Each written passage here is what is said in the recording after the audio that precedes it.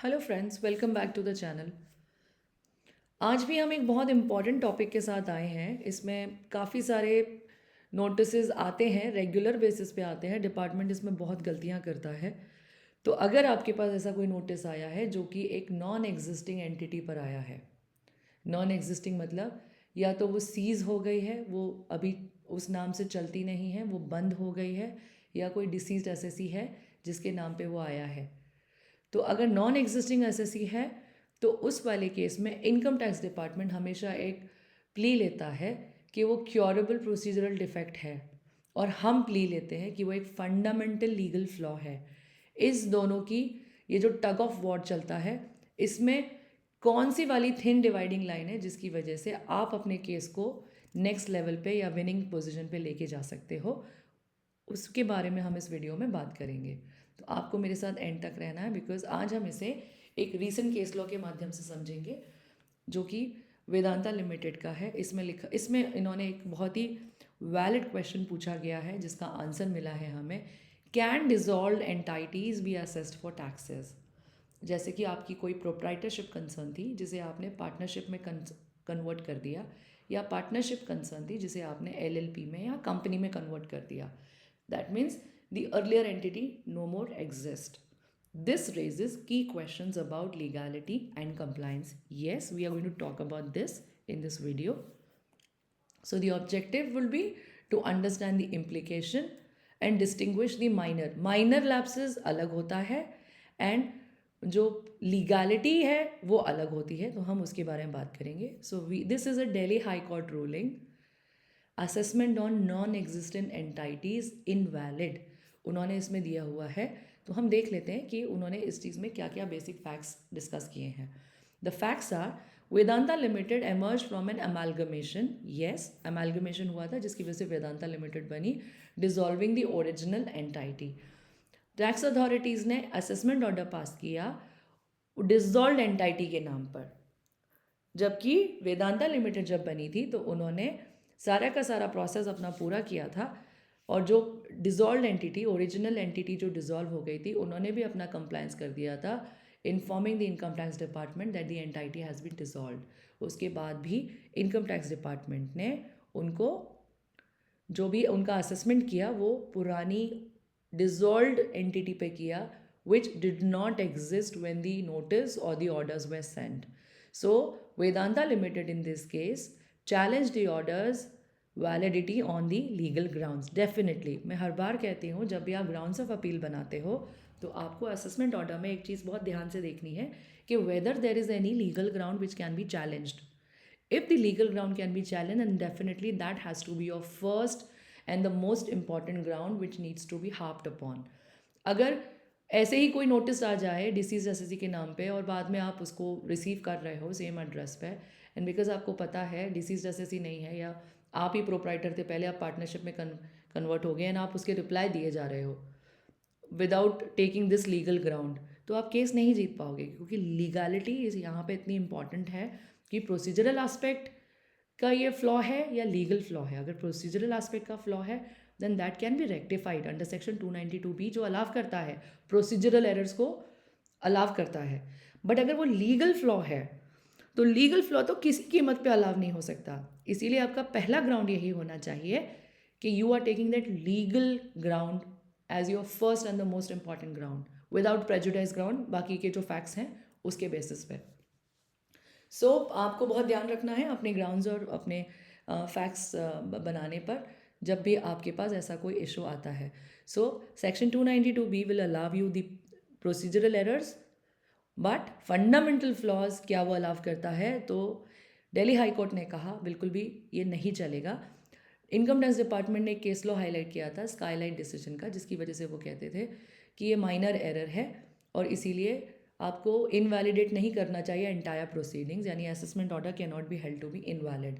But Vedanta limited took a stand that the error was fundamental. That means the first ground of appeal which they had taken was the fundamental error, the legal ground, because the entity was no longer existing when you issued a notice and you guys were very well aware कि वो जो entity है वो exist नहीं करती है। इसीलिए court ने वर्डिक्ट दिया, orders issued to non existent entities are invalid. Court was very very clear on this कि ये इनवैलिड है.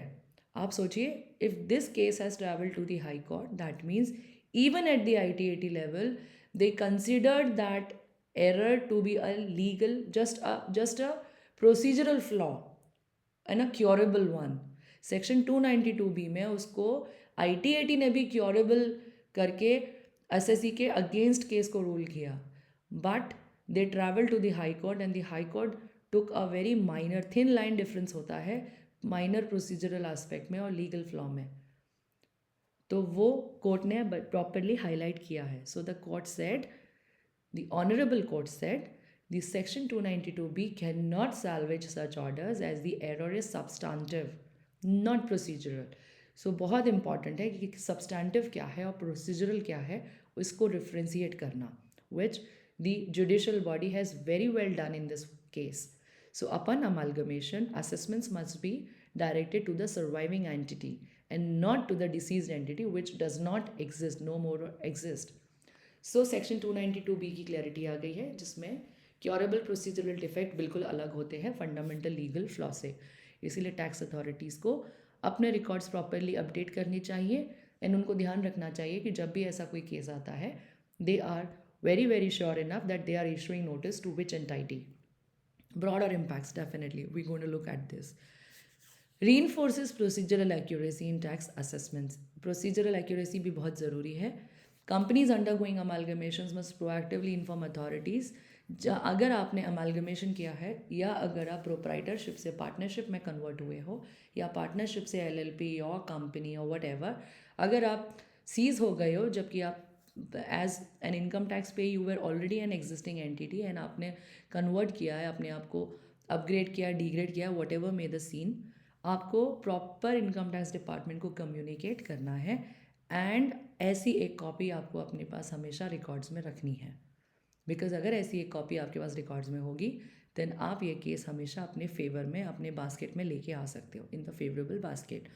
सो legal team should verify assessment orders to avoid invalidation. इसलिए असेसमेंट ऑर्डर पढ़ना बहुत ज़रूरी है, right from the top to the bottom. 2 बार 3 बार पढ़िए जब तक आपको नहीं समझ में आए कि आपको इसमें कोई लीगल ग्राउंड नज़र आ रहा है या नहीं आ रहा है, unless you are not damn sure कि आपको इसमें कोई लीगल ग्राउंड मिलता है या नहीं मिलता है, क्योंकि लीगल ग्राउंड्स हमेशा आपका केस विन विन सिचुएशन पे लेके आते हैं. So the fundamental principle from this case law would be Delhi high court की जो रूलिंग है, which is a very latest ruling. इसमें यही फंडामेंटल केस लॉ आता है, केस आता है कि non existent entities can not B taxed. Perfect. This is what is the intention of the law. Procedural versus substantive errors under section 292B में आपको ये देखना है कि वो लीगल एरर नहीं होना चाहिए. प्रोसीजरल माइनर एरर है, that is a curable error 292 section में. And proactive engagement during restructuring ensures compliance. Yes. तो अब क्वेश्चन एंड आंसर्स में मैंने ये ज़रूर लिखा हुआ है कि अगर टैक्स अथॉरिटीज़ को बैलेंस करना है प्रोसीजरल एफिशिएंसी, तो इन्हें अपना बहुत ध्यान रखना होगा कि ये किस एंटिटी को नोटिस दे रहे हैं.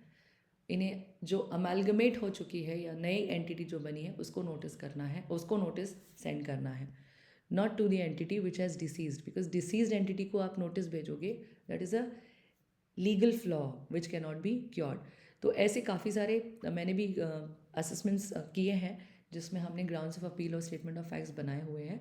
अगर आपका ऐसा कोई केस इसमें आता है तो आप मेरे चैनल पर इंस्टा मोजो लिंक पर मैंने ऐसे सारे कुछ फॉर्मेट्स अपलोड किए हुए हैं फॉर योर हेल्प. आप इजीली उसे डाउनलोड कर सकते हैं. Grounds of appeal, statement of facts, return submissions, whatever you want you can download it from my site. In case you need any help on this, you can definitely write back to me at support@condish.in. I am always there to help you and I always reply to my emails. So in case if you are stuck up anywhere, do let me know. I'll be very happy to help you. I hope this was a short and a informative video. So do share it with your colleagues so that even they can benefit from this. And अब मिलते हैं next video में. तब तक जय हिंद, जय भारत.